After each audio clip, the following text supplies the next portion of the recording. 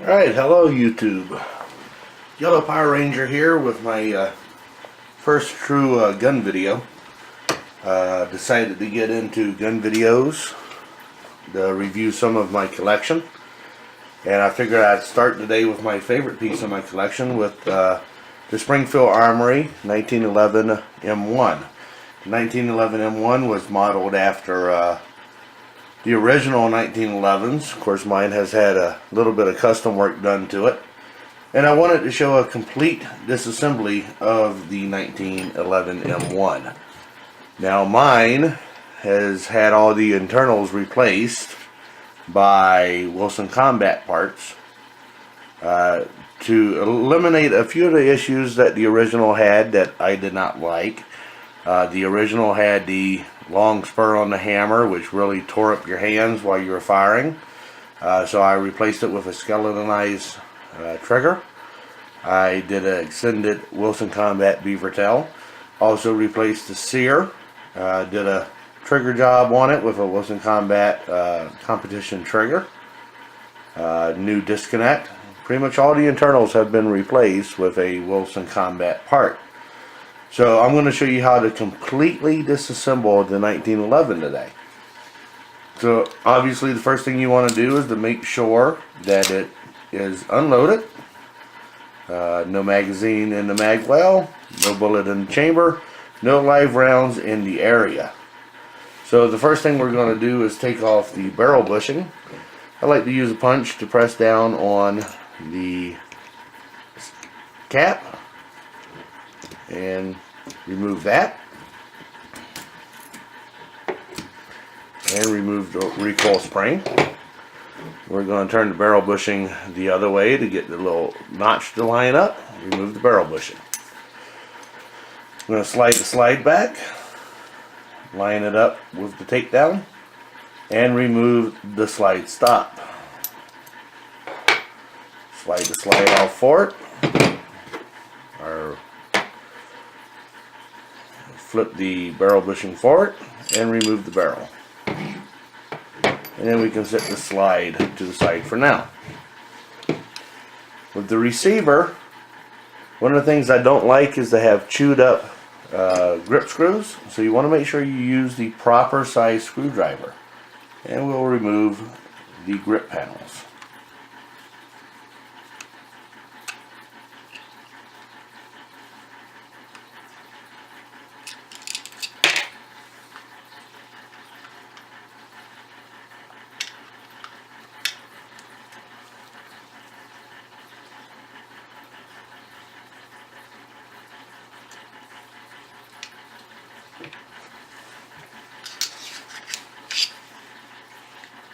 There's the first grip panel. We'll flip it over and remove the right side grip panel.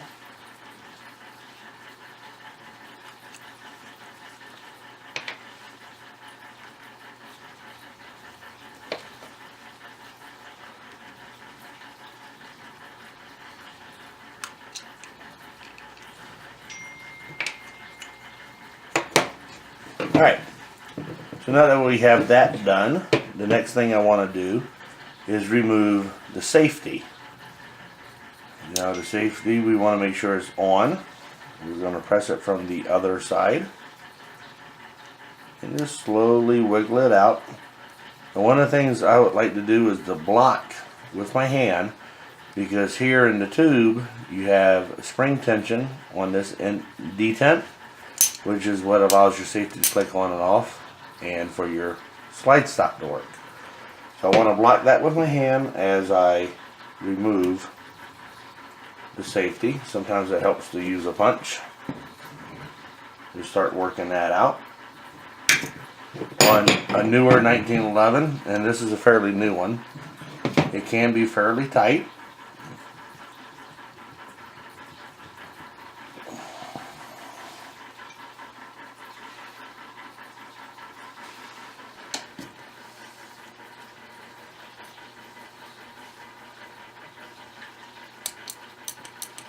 Okay, there it goes.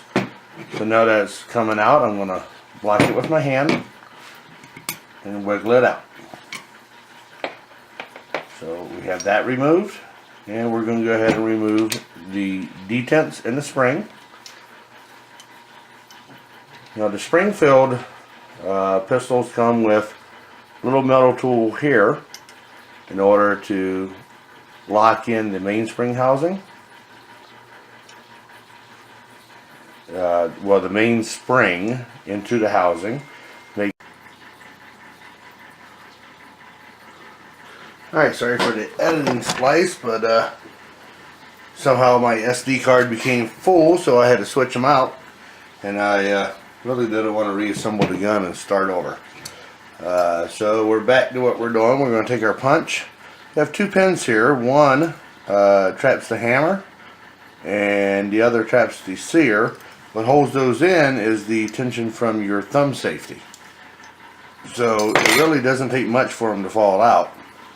And you can see just by tapping it, my sear spring came out. So we're going to go ahead and punch those out.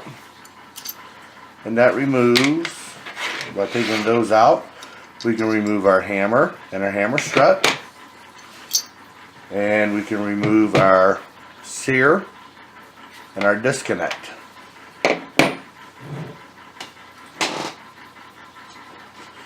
Using a very small tip screwdriver,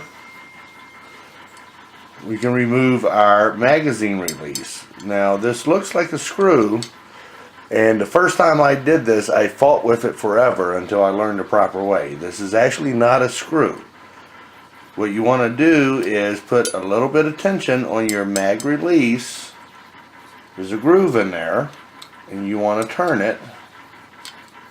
You're going to have to play with it just a little bit to find a sweet spot, but you're going to turn it counterclockwise to remove the tension, and then you can remove your magazine release.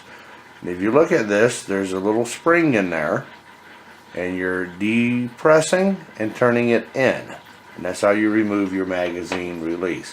I fought with that the first time, ended up breaking a couple of jeweler screwdrivers trying to get it out. So don't do that. Then we can remove our trigger and our trigger bow.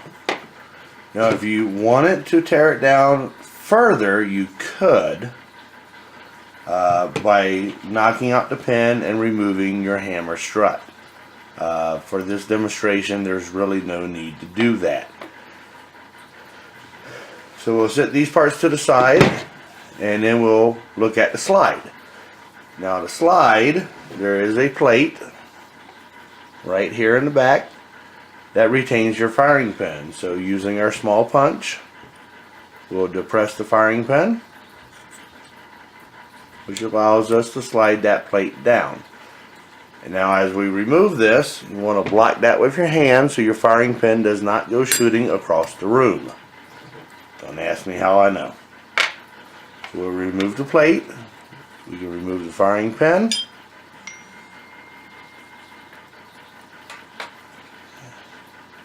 And the firing pin spring. And then lastly, we can remove the ejector. And that is a total complete strip, a detailed strip of the Springfield 1911. This should work on any 1911, but this is a complete strip of the 1911.